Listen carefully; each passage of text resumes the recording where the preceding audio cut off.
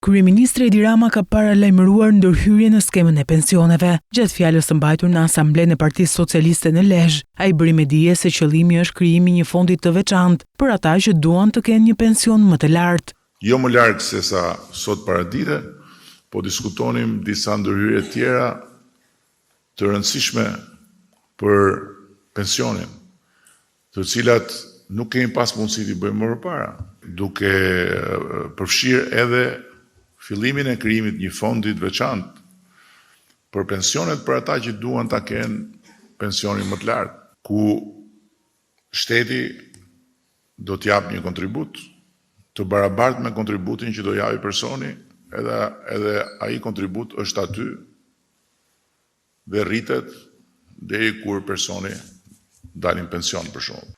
Ndër të tjera ai foli dhe për ambicien për të rritur prodhimin e brendshëm bruto në 35 miliardë euro në vitin 2030.